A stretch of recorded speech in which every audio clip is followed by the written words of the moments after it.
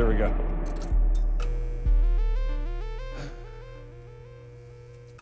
All right, we're back. Here we are, live on Twitter. This is fun. Yeah. I have not hosted one of these before, so this will be terrible. Yeah. There you go. I'm setting everyone up for... I have found success in life is making sure everyone has incredibly low expectations for success. That way, when you're mediocre, you have overperformed. Yes. Not a bad way. Thinking. Yeah. Let's do it. Thinking. Okay, so let's do this. So we're going to field some questions from Twitter. Again, you can use the hashtag #TheMMABeat. I think we've pre-selected some, but we always want your participation no matter what. So let's do this, guys in the back. What is the first question that we have for today? So God damn, my vision is fading. This comes from AKA The Big Short. He says, or she, it's been enough time to surmise that under WME IMG, UFC has had trouble building to fights and making new stars. We kind of touched on this a little bit, Danny, but you field the first one. What can be done here from the promoter side of things? What can these donkeys do? Right now, they have to put up a certain amount of events. So there's very little to be done there. But moving into 2018, I would like the UFC to either start putting less events or less fights. One of the reasons why, you know, events haven't been promoted properly is because there's sometimes weeks where it goes 4 weeks with UFC events every single weekend. So, you know, you're wrapping up one event and then you got another week to promote the other one, and that's just difficult. And there are storylines, there are things that can be done to promote. So one of those things is either reduce the amount of fights that are on the fight card or preferably reduce the amount of events. That sort of my take. And step up on the posters. I mean, they kind of have a little bit, but... And why is everyone so concerned about fight posters? I mean, let me be clear about this. I like watching them too. That's the face of the event, right? Okay, you guys, I'm old enough to remember this. So back when the UFC, Jeff, had single digits, so like UFC 60-something or whatever, I can't remember exactly when they stopped. I want to say it was a Brandon Vera fight, but don't hold me to that. But what they used to do was, there's UFC.com. Yeah. What it used to be was like UFC, let's just say something, 57.UFC.com or something like that. And they had a brand new website for every new pay-per-view. Now, obviously, that's not going to work, but like if it was, let's say, I don't know, I'm making up something, Brandon Vera versus Thiago Silva or something like that, right? They would have their graphics there, and there would be a storyline. This is back when they got rid of the naming conventions. You know why they got rid of the naming conventions? Because they got lazy. Because it's hard to do, but like it tells a story. Oh, you know, UFC, whatever, 55, redemption, whatever. And you could say it's hokey, but it kind of puts a little bit of a narrative on it. Here's what I think has happened, Jeff. I think that because of the number of shows, they just punted on storylines for all but the biggest fights of the year and say, you're the media, you tell the stories. You got to lead them by the hand a little bit. Yeah. Yeah, I agree with you, but I also would say this. If you want to build storylines, you know, a really great storyline is this fight pits the best guy against the second best guy, and the winner goes on to X, Y, or Z, whatever that next step is. I mean, it's maybe we're not talking about, you know, Mayweather-McGregor kind of money, but we're talking about you've got 11 weight classes, so you've got the best and the second best in 11 different weight classes. Keep putting on the best fights, not the fights that you think are, you know, that are, I don't put storyline behind the best fights. Storyline should not be the leading component of this whole thing. Just because these guys are, you know, an interesting story, that's one thing. But I think that if fight fans want to see the great fights, they want to see the best against the best. I don't know how much of a game changer it would be, but one thing I would like to see, and I have talked to people in the UFC involved at fairly high levels, and some of this drives them crazy. The people who like put together cards, and the people who let me explain this. There's the business side and then there's the fight side. And sometimes the business side, as I understand it, tells the fight side what to do. In other words, they'll be like, okay, we're gonna go to, I don't know, Orlando. Let's just go to Orlando, make a card. And so now you're like, all right, let's see, who do we have who is from Orlando, who's available, rather than doing what they did for Stipe and Cody Garbrandt, which is like, let's go to Cleveland. Yeah. I would really like to see them, Danny, or Jeff. Well, let me just jump in and say that, that they're coming to Detroit later this year, but this weekend's fight is two Detroit guys. Yeah. Both these guys are from Michigan. I know. I remember as a fan, one of my first events that I went to was UFC on FX, like 3, I think it was. It was Ian McCall fighting... Demetrius Johnson. I was going to say, that was the Demetrius fight. Yeah, the second time. This was like the BB&T Center, which is right next to my house. And This is Miami? Yeah, well, Fort Lauderdale. Terrible crowds in Miami. If I looked a little more like Demetrius Johnson, we could recreate the face-off. I mean, I shave my mustache, but and I just remember, like, you know, It's a very good dad joke. I remember just seeing, like, you know, I was expecting like Thiago Alves to fight there and all these ATT guys and, you know, guys from Florida, you know, support, you know, that's how they get fans to go, support the teammates, you know. If you go to a lot of local events, the people that are showing up, it's usually teammates and people who train at the academy. But there's a bunch of guys that weren't even from Florida, and I'm just like, you know. Dude, because the people who are doing the calendar aren't like consulting the fight guys. I think they need to tailor, you know, the market for the fighters, you know. Look, not every time. It's not possible. Yeah, it's not going to work. But this is another reason why you do fewer shows. If you do fewer shows, I think you can curate better. And look, if a guy can't be an international star, maybe he can be a hometown star. Nothing wrong with that, right? And also, I would like to add, you know, we're talking about like making stars, and this is something very simple, but I feel like it does help to promote guys.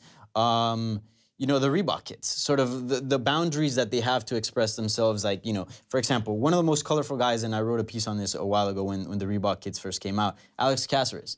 He used to walk out with, you know, some Bruce Leroy stuff, yeah. Bruce Leroy stuff, the bandana, and he had this whole thing, and people remember that. People go, okay, I know that guy. But now you just see these guys walk out in the same, and you see Reebok sort of banning, you know, you can't walk out with this, you can't walk out with that. I would like for them to, sure, rep the Reebok stuff, you know, that's a sponsor, but give them a little bit more freedom to express themselves. That's how you create. Even Bernard Hopkins walked out with the balaclava, right? Like the little executioner mask, and you know, you could still wear a Reebok kit and have something like that. Look like you're gonna, you know, rob somebody. But in any case, what else do we have?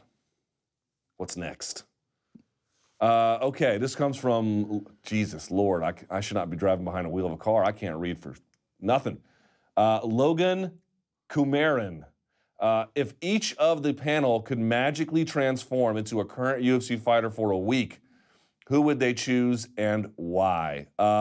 Jeff, you had an interesting one for this one, right? Oh, absolutely. I am. There's no doubt. That's for a week. For a week. I'm Conor McGregor. Then I'm retiring. Today I become Conor McGregor. Tomorrow I go to the bank with my paycheck, and then the next day I retire. There you go. I need 3 days. I don't even need a week. I think that's a good answer. My answer would be not anyone fighting this weekend. I wouldn't like to step in there and scrap another man. Is there anyone you could turn into? Any superhero of yours? I mean, I think Conor McGregor is a pretty good answer. I've got an excellent choice. Ready? I would turn into Sage Northcutt. Okay. And the reason why is because I could go out there, bend some pans, do some flips. Crush some apples. Crush some apples, go out there, lift heavy things in the gym. And here's the interesting part about Sage Northcutt, for reasons that remain totally unclear to me, he's always happy. And I'm always sad. Yeah, but this would be a total change of pace. But the problem is you wouldn't be as happy because if you change the Sage Northcutt, you wouldn't be as good looking as you are now, right? Yeah. Oh yes, I certainly wouldn't be as devilishly handsome, looking repetitively hungover everywhere I go. And first thing, if I was Sage Northcutt, I would get a haircut too. I would take that 1980s spiked haircut and I would modernize it a little bit. But my man's got some gains in the gym. I would go enjoy that, and you know, a nice, happy predisposition, right? Okay. What else do we have? What's next? Let's see. I mean, I can't read these names. I don't know what we're doing over here. Someone says, "Would you shave the beard?" What kind of questions are these? If those nasty Nats won the World Series, honestly, someone said to me, "What is more entertaining to you, Luke? A proctology exam by a grizzly bear?" Or watching baseball. Like literally when people ask me in Washington, D.C., you have to understand something about Washington, D.C. I love it, it's my town. I really couldn't see myself living anywhere else for a lot of reasons, but the people who live there are a little homogenous and a little boring, and this is my go-to answer, and please forgive me, because this is not a particularly enlightened response, but it's the one I like to give, because I know it rubs everybody the wrong way. When everyone tells me, why do you watch MMA? Because they never say, oh, you watch MMA, that's cool. They never say that. What they always say is, why do you watch MMA? And I'm always like, because I'm not a pussy, that's why. And you get these looks, these people, these vegans with their kale chips and coconut water, they turn white up in there. That's my response. So no, I would not shave the beard for the Nats. And the Nats, I mean, if you could, I'm going a bit of a rant here. If you could grow vegetation by bringing champagne from another city and dumping it in Washington, D.C., wow, the gardeners that the visiting players would be. How many bottles of champagne from another city that they bring over here have been dumped on our courts, locker rooms, fields. You know, the Dodgers took a shower last year at Nat Stadium in Champaign. So no, I don't trust the Nats. I don't trust Bryce Harper. I don't trust Steven Strasburg. What would you do? What thing could happen in the world that you would say, if that happens, I would shave my beard. Yeah. What is it? If I won the lottery. All right. If I won the lottery. Because then I would just quit this job, first of all. All right, everybody, send your lottery tickets to Luke Thomas. And then I would just move. Yeah. And then I would just move. I would just move to somewhere and, you know, change my identity. How long has it been since you've been clean shaven? Well, I got a shave in Colombia when I was down there. A shave, a clean shave? So, no, like a trim. Okay. I told that joker, you know, Paquito on the cuts. But I got a haircut, I got a beard trim, and an eyebrow trim for 30,000 pesos. Yeah. It was like, what, 10 bucks, 12 bucks? Yeah. It was great. There you go. All right. Take note, Sage Northcutt. Okay, what's next?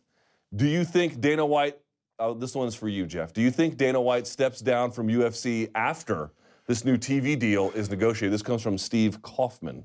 It's a good question, actually. I guess so. I guess it's a good question. I don't think I'm not seeing the correlation directly. I don't think that the TV deal is the marking point that makes Dana White say, okay, now we got a new TV deal, so could be. I'm going to. It could be. I mean, and they could be related. Because it frames how they're going to operate for the next 5 to 6 to 7 years. I think that's, to me, the question of whether Dana White stays with the company might relate to the TV deal, but I think it's a bigger thing. It's how does WME, IMG give him marching orders, or can they give him marching orders? Do they say to him, okay, this is how we're going to start doing things now? I mean, obviously, we've seen much less of Dana White in recent months and over the last year or so than we used to see. So there's something that's a little bit different, whether it's by his own decision or whether they've just sort of said, hey, you know, sometimes we need to have you pull back because, you know, the guy does throw out, you know, things that you know, some embarrassing things he does throw out there, which always worked for a while. Maybe now they're saying we got to start marketing ourselves a little different way. So I would say that it's not so much just the TV deal, but it's the way that the owners decide to operate moving forward. Dana White's either going to say, that's not for me, I'm out of here, or he's going to say, yeah, I can do that. But I think it's going to mean he's going to be a diminished role even more than he does now. I would say no. If he didn't walk out with his pockets full of cash after they sold the UFC, I don't think he'll walk out with a new TV deal. Dana White, at the end of the day, he's a fight fan. He loves fights, and when you see him talking to the media, he might not say he likes talking to the media, but I think he does. He definitely loves talking to the media. He likes being involved, being in the attention. I think I don't think he has quite the appetite for sparring with media that he used to, but he does still have an appetite. He likes that 100%. Back and forth, you know. He enjoys it, and he likes you know, talking to the media and having the attention on him. And at the end of the day, he's a fight fan. He likes fights, and being president of the UFC is probably a dream of any fight fan. I think he'll stick around. Probably a diminished role, like Jeff said, but I don't think he walks away. Or he can transition over to Zuffa boxing if that becomes a reality, right? I know. I asked him about that when we were on the Mayweather-McGregor tour. I was like, is this really a thing? He's like, I'm not saying no. I'm like, I mean, I don't know what to do with that. I mean, what are you doing? But if he said no, what would you do with that?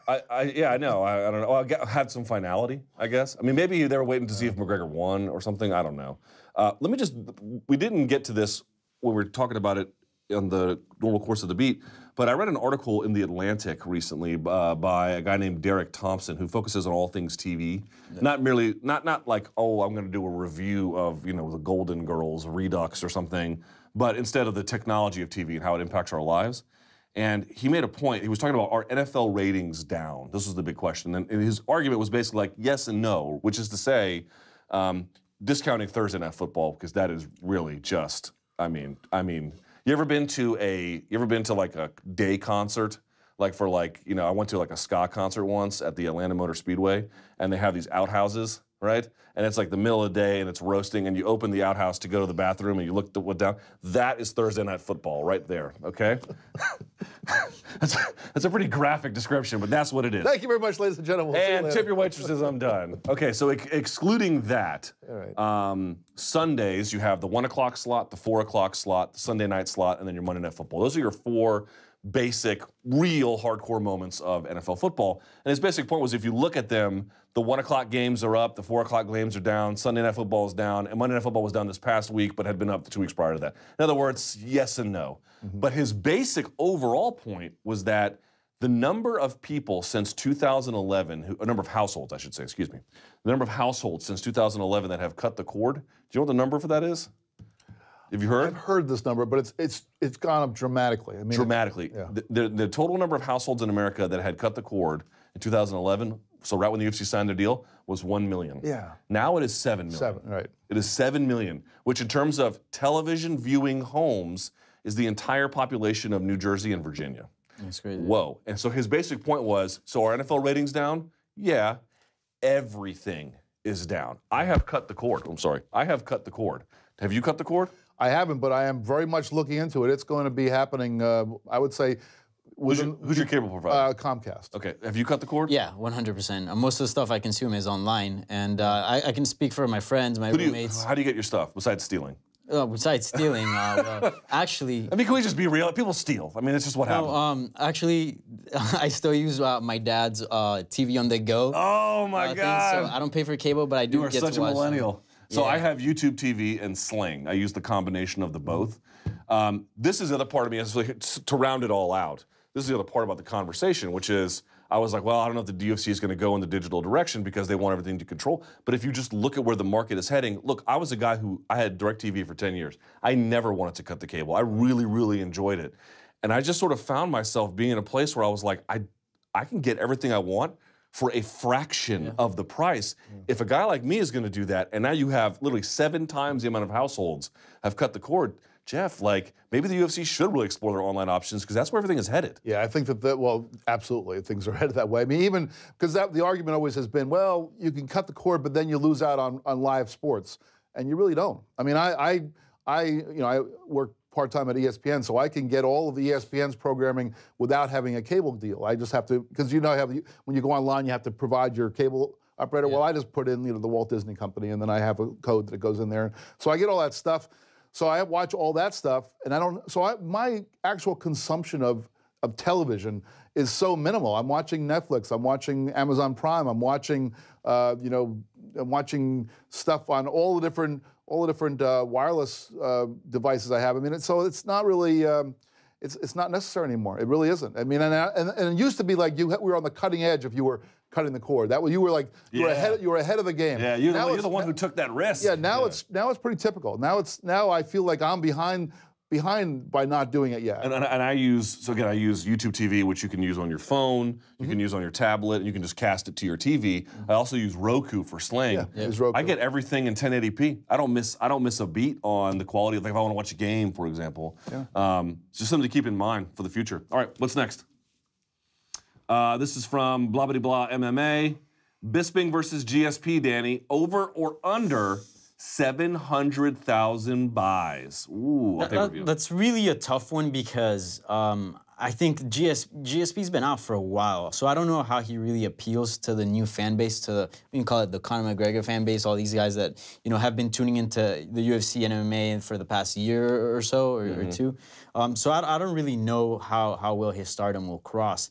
But if you look at the fight card, it's completely stacked. I mean, 3 title fights. I think it does just a little bit over. Answer the question. I think it does a little bit over. A little bit over? Yeah. Okay, Jeff, what about you? Every time we ever have these conversations, I have no clue about what is going to sell. Answer the question. So I will say this. I will say that I'm going to say over, and I'm going to bank on there being some pretty good Bisping-style animosity that gets thrown back and forth in the week or 2 before the fight happens. So I'll say that is going to push it over, but I have no idea. I actually feel like if this was in any other town, even if it was a big venue like Staples Center, LA or something, I would pick the under. I think it's safe for 500,000.